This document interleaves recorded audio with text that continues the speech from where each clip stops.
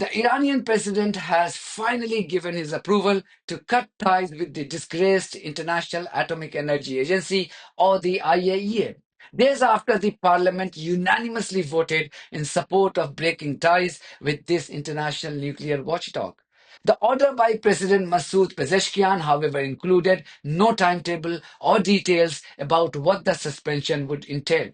It remains to be seen if this would lead to Iran withdrawing from the Nuclear Non-Proliferation Treaty, or the NPT. Meanwhile, there are reports that Benjamin Netanyahu, the bloodthirsty terrorist wanted by the International Criminal Court, is likely to ask for written support from the US for his attacks on Iran when he visits the state next week.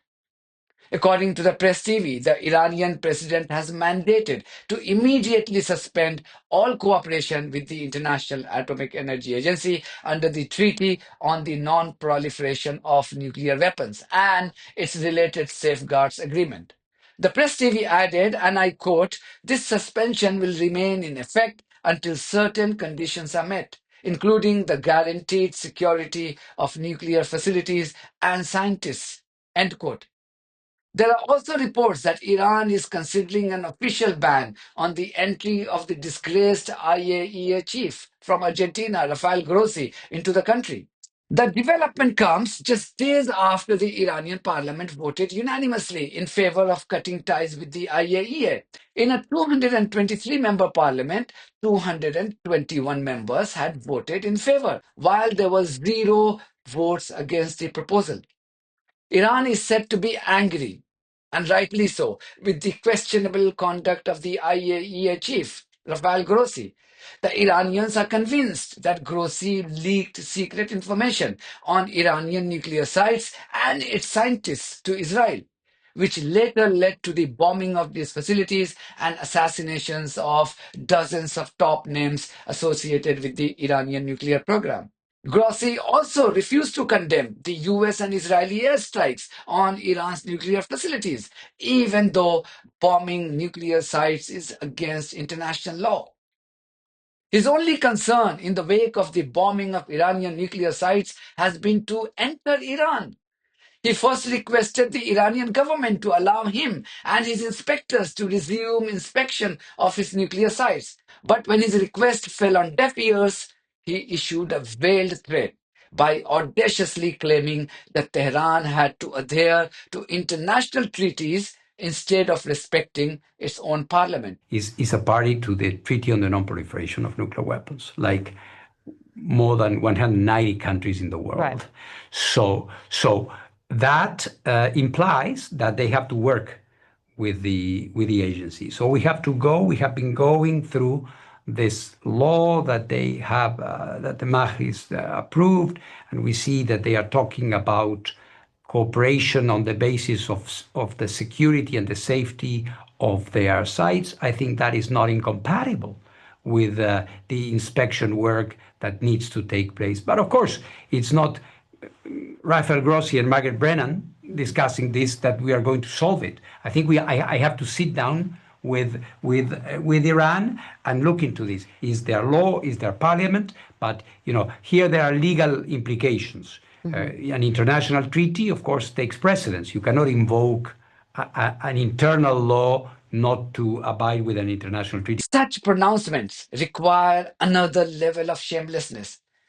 We wonder where he gets this confidence from. And the answer lies in the Iranian allegation. He enjoys the support of two rogue entities, which is Israel and the administration led by Donald Trump. Meanwhile, experts have said that the US was in no position to control the consequences of its aggression against Tehran. Listen to this analyst on Al Jazeera, who repeats exactly what I told you a few days ago. The United States has damaged Iran's nuclear facilities, but it carried out a war of aggression, and now it cannot control the consequences of that war. They are talking about returning to negotiations. At the same time, simultaneously, they are threatening to bomb Iran. Iran is taking the actions it needs to take to beef up its air defense systems and to make more weapons, more lethal than before. Why there was a ceasefire? The ceasefire was achieved only because the extensive damage inflicted by Iranian missiles on Israel, on Haifa, Tel Aviv, Beersheba, and other places, forced Israel to beg for a ceasefire. That's the only guarantee. Otherwise, you don't expect warmonger Netanyahu. He's wanted by the International Criminal Court for crimes against humanity and war crimes to stop the war unconditionally without achieving any of its goals. Even Israel realizes this unknown threat from Iran. No wonder war criminal Benjamin Netanyahu, who is visiting the US next week, will reportedly ask Trump to give him written assurance for launching more attacks on Iranian nuclear facilities if he suspects that Tehran has resumed its nuclear programs once again. You see, the problem with the US and Israel is that both have repeatedly claimed to completely obliterate Iranian nuclear facilities. Trump has said that the US strikes had pushed Iran's capabilities to acquire a nuclear bomb by 15 to 20 years. Against this backdrop, if terrorist Netanyahu chooses to carry out more illegal strikes against Iran, he knows Iran would punish him even harder, and he would definitely need US support, hence the desperation for a written assurance of help. This comes amidst reports that Iran was about to block the Strait of Hormuz during the conflict. According to US intelligence sources, Iran had begun the loading of warships with naval mines in the Persian Gulf. This had left Trump extremely concerned, who was almost convinced that Tehran was serious about blocking the Strait of Hormuz. And therefore, he realized the adverse impact on the US economy and the global economy. Meanwhile, Israelis have begun counting the cost of its military adventurism against Iran. This is the broadcast from the BBC Persian service, which is banned by Iran for its closeness to Israel. The BBC Persian service representatives in this clip is seen talking about widespread destruction across Tel Aviv. He also states that he is not allowed to report on the losses of the Israeli defense establishment, which was significantly damaged by Iranian missiles.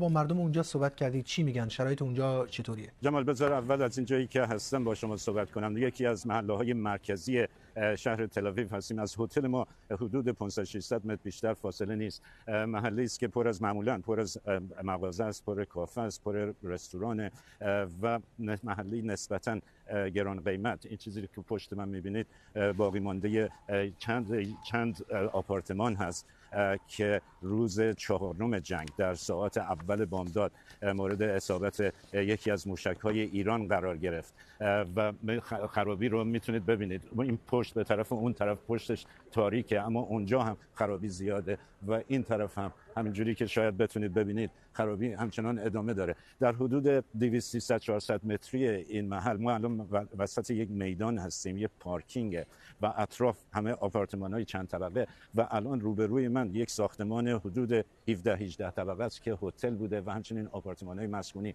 که همه پنجره‌ها داغون شده و طبقات اول و دوم و سوم هم به نظر میرسه که آسیب جدی دیدن. متاسفانه تاریکه الان، من نمیتونم شما بهتون نشون بدم، ولی این وسعت خرابی است. این یکی از محله‌هایی که مورد اصابت قرار گرفت در این جنگ 12 روزه در تل‌آویو. این رو هم بگم که معمولا اگر این خرابی‌ها نزدیک به جایی است که حساس از نظر نظامی یا امنیتی، ما اجازه فیلمبرداری و گزارش کردن ازش رو نداریم. خرابی گسترده هست و این یکی از مسائل عمده این جنگ 12 روزه بوده، خرابی‌ها و تلفاتی که به اسرائیل وارد کرد. Clearly, we haven't heard the last word on Iran-Israel conflict. I promise to come back to you with more updates as and when they develop. That's it from me. Thank you very much for your support of this platform and our journalism on buymeacoffee.com and Patreon. If you too think that our journalism is worth supporting, then you too should consider becoming part of it. Details are there in the description of this video. In the meantime, if you haven't subscribed to my channel, please do so, because that's one of the many ways you can support independent journalism. God bless you all.